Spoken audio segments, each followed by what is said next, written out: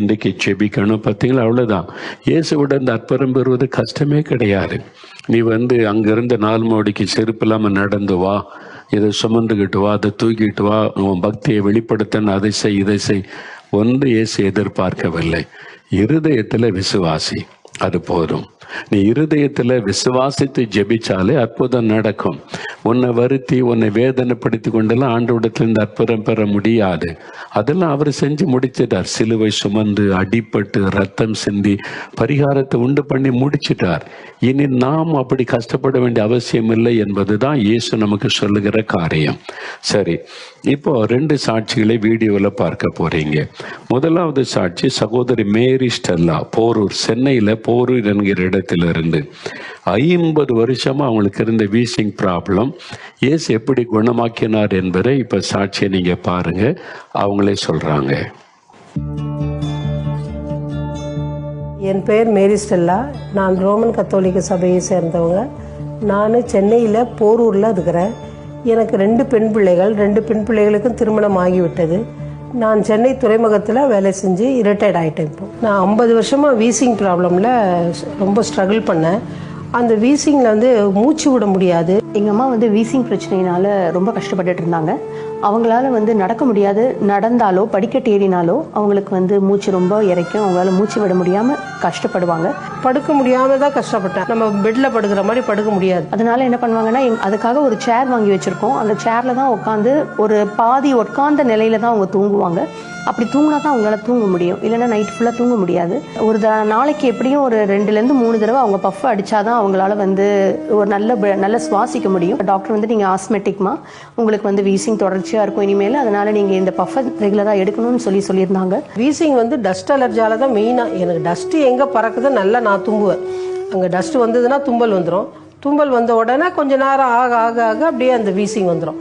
Wheezing வந்த பிறகு எனக்கு அந்த பஃப் டாக்டர் கொடுத்தது பஃப் அடிப்பேன்.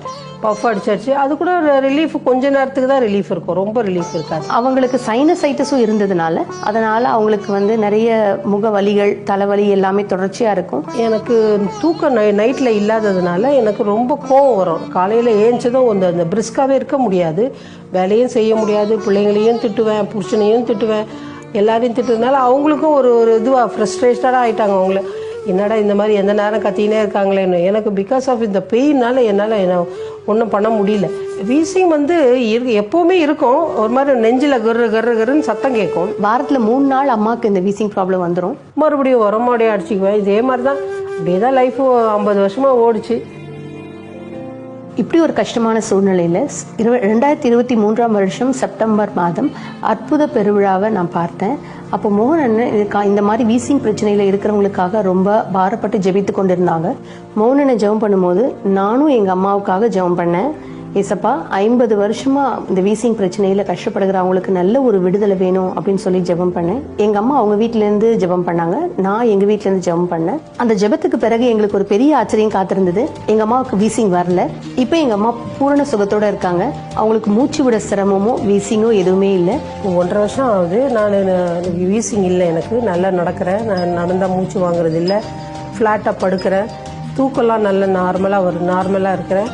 நைட்டில் நல்லா தட்டையாக தரையில் படுத்தே தூங்குவாங்க. அவங்களுக்கு தூக்க கஷ்டம் எதுவுமே இல்லை. தூக்க டிஸ்டர்பன்ஸ் இல்லாத அளவுக்கு நல்லா தூங்குறாங்க. சுவாச கோளாறுகள் எல்லாமே தேவன் சுத்தமாக விடுதலை கொடுத்தார். இன்னைக்கு வரைக்கும் எங்கள் அம்மாவுக்கு வீசிங் வரல. 50 வருஷம் வீசிங் ப்ராப்ளத்திலிருந்து விடுதலை கொடுத்த ஏசப்பாவுக்கு நன்றி.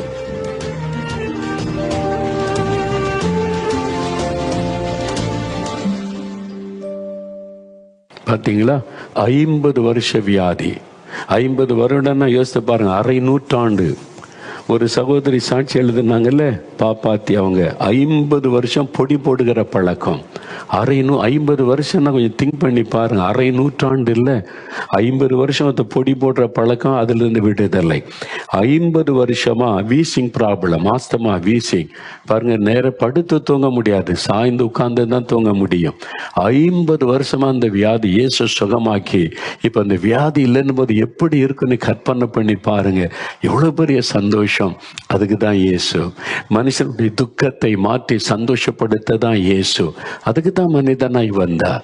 அந்த அற்புதத்தை செய்து மக்களை மகிழ்விக்கத்தான் உங்களுக்கு ஆண்டவர் செய்வார்.